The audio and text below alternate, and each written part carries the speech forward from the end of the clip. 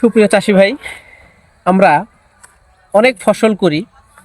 ফসল কিছু আছে একভাবে এককালীন আমরা একসাথে ঘরে উঠাই নেই, কিছু আছে ধারাবাহিকভাবে উঠাই, কিছু উঠাই কিছু থাকে ধারাবাহিক, দিনে দিনে এটা আমাকে বাজারে বিক্রি করতে হয়।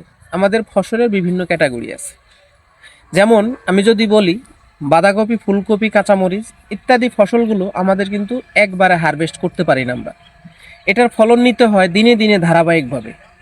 ঠিক এইরকম বাঁধাকপিটা কিন্তু আমরা অনেক সময় দেখা যায় ভালো বাঁচছে কিনা, এই কৌশলটা আমরা অনেকেই জানি, না জানলে ফসল করি কেমনে, কিন্তু অনেকেই আছে আমরা বুঝি না। আজকে আমি দেখাবো বাঁধাকপি যে বাঁচছে, বাজারে তাকে নেওয়ার মতো যে উপযুক্ত হয়েছে, এই একটা বিষয়। আরেকটা বিষয় হচ্ছে বাঁধাকপি যে এই সময় বাঁধে, এই সময় একটা ভয়ঙ্কর পোকা অ্যাটাক করে। যদি এইটা হয়ে যায় আপনি বুঝবেনও না, উপরের পাতাটা ভালো আছে, ভিতরে কিন্তু কীড়া দিয়ে একদম নষ্ট হয়ে গেছে। আমি প্রথমত যদি দেখাই, দেখেন এই যে এই ক্ষেতের কপিগুলো, বাঁধাকপিগুলো পাততেছে, বা এই যে উনি কাটা শুরুও করছে, কিছু কিছু বাজারে দিয়ে দিছে।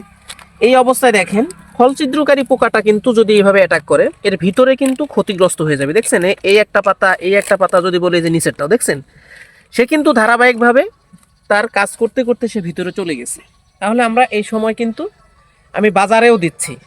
তাহলে এইরকম দুই একটা যদি হয়, আপনাকে এই বাঁধাকপিটা এই জমি থেকে সরায় ফেলতে হবে, মানে কি উঠায় দূরে কোথাও ফেলে দিতে হবে। তাহলে আর এটা হবে না, কারণ এখন আপনি উচ্চমাত্রা সম্পূর্ণ কোনো বিষ আপনি কিন্তু খেতে দিতে পারবেন না। দিলে কি হবে, এই ফসলটা এখন ধারাবাহিকভাবে বাজারে যাচ্ছে, তাহলে আমরা কিন্তু ক্ষতিগ্রস্ত হব। এই ক্ষতিটা মানুষের জন্য আমরা না করি, এই ব্যবস্থাটা রাখতে হবে। এবার আসেন বাঁধাকপি যদি আপনাকে দেখাই, সুন্দর বাঁধাকপি বেঁধে আছে, এর মধ্যে থেকে আমরা বাজারে নেওয়ার মতো উপযুক্ত হয়েছে, বা এটাকে আমরা সংগ্রহ করার মতো উপযুক্ত হয়েছে যদি বলি, দেখেন এটা শব্দটা দেখেন, ধপ ধপ করতেছে। পক্ষান্তরে যদি এই যে দেখেন টন টন করতেছে, এই একটা কাটতে পারবেন, সবচাইতে ভালো বাচ্ছে।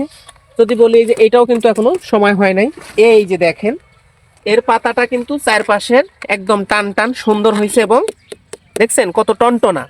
তাই আশা রাখবো আমরা টনটনা, টান টান, বা যেই ভাষা আপনি বোঝেন, সুন্দর পাতা শেষ হয়ে গেছে, ঠিক এই বাঁধাকপিটা আমরা কর্তন করব এবং বাজারজাত করব।